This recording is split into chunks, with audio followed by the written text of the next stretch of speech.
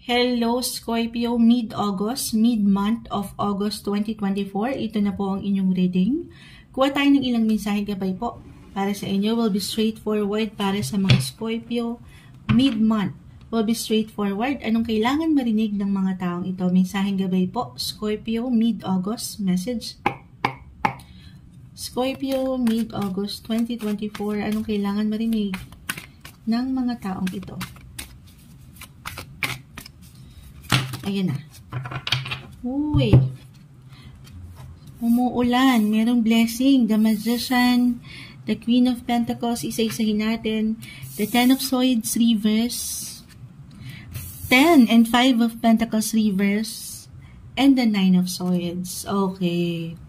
Scorpio. Nasa paano natin iaano to? Ganito na lang. Umuulan na po. Naway. Hindi naman siya ganun kalakas. Kasi pwedeng mag-reflect sa ating camera.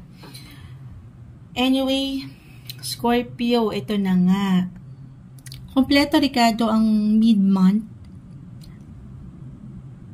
Paano kompleto, Ricardo? Kung meron kayong ilang kakulangan na naispunan, unang-una na usaping pera, meron kayong babayaran, napaka-normal sa usaping pera, Moonchild. Ito yung ilang bagay na maaaring naiiwanan kayo ng pag-aalala. Para sa ilan sa inyo, okay, naandito yung higit na tuon. Tayo ay general reading po. Just only take what resonate. The Magician, Queen of Pentacles, ito yung pagiging provider nyo, breadwinners ng ilan sa inyo, pero regardless, umaangat yung sense of responsibility na kailangan meron kayong maibigay. At hindi po imposible yan. Magical, kompleto, Ricardo kayo. Kumbaga, sa menudo, ayan, ang dami nyong sangkap. Yung mga pangangailangan nyo ay nariyan. May satisfaction po pagdating sa usaping pera. So, i-claim na natin yan. Hindi kayo mawawalan. Especially 5 of Pentacles, 10 of Swords. Kung nakaramdam ang ilan sa inyo, Scorpio, nitong mga nakalipas na linggo, kahit linggo or buwan ng taon, ng kagipitan. Could be physically, mentally, emotionally, yung hindi kadalian, i-handle. 10 of Swords po, hindi madali ito. Ito yung ilang pain, yung ilang difficulty sa buhay natin. And this time, August, mid-month po tayo. Mas mararamdaman nyo yung security, yung stability, and yung comfort. Sana all, Scorpio. Kahit na ayan, maaari yan, no? Yan yung naiwanan kayo ng pangamba, pag-aalala. Kasi nga, syempre, hindi naman talaga madali ang buhay. Pero, darating po ang tagumpay. Wow, nag-rhyme lang si Moonchild. Hindi, merong solusyon, resolution. Medyo siya, napakaganda. Diyan pa lang. Complete na.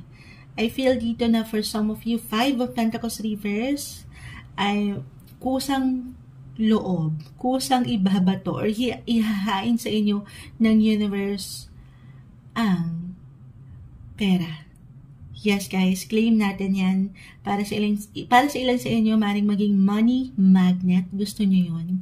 Parang kusa itong darating eh. Kusang ilalapat sa inyong mga lap. Ayan, no, kita mo. Si Queen of Pentacles. Hawak nyo na eh. Nasa inyo ng, ito, ganito. Ayan. Nasa inyo ng mga bulsa. Bulsa agad. Pakita natin sa live. Tayo po ay live na live. Sinong mga Scorpio sa inyo? Napakaganda po. Mapapasana all. Pero hindi to naging madali eh. 10 of Swords, this is something na dumaan sa, saan yan, Moonchild? Sa pagsusunog ng kilay. Kumbaga sa pag-aaral, pinaghirapan, pinag-aralan, hindi naging madali. And this time, nakita kasi ng universe ang iyong kakayanan eh. Yung patuloy mong effort. At yan, kung sana yung, eto na, uulanin na kayo ng biyaya. So, sana all claim natin yan. Merong success. Okay? Meron pong opportunity na parating. For some of you, could be an extra work for an extra income. May extra dito. Extra. Dahil na rin, marahil dito sa ilang extra rin. 10 of Swords, 5 of Pentacles reverse. Extra challenge na inyong kinaharap. Okay? Patuloy na kinaharap pagdating sa finances. So, nag-highlight ang inyong usaping pera, Scorpio. Or kasi nga po umaangat yung pagiging provider nyo, kusang umaangat yung gusto nyong mapagbigyan, mapagkalayan ng pangangailangan.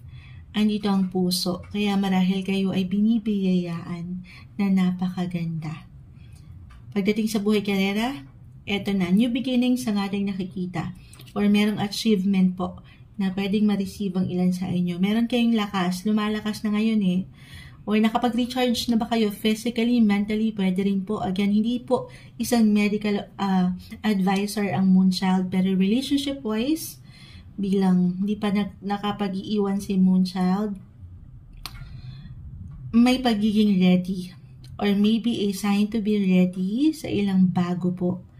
Pagdating sa inyong relasyon, no matter what your relationship status, single ka pa man, in a relationship or married, I feel na mayroong renewal for some of you para sa higit nyong ikatatatag at ikalalago ng relasyon.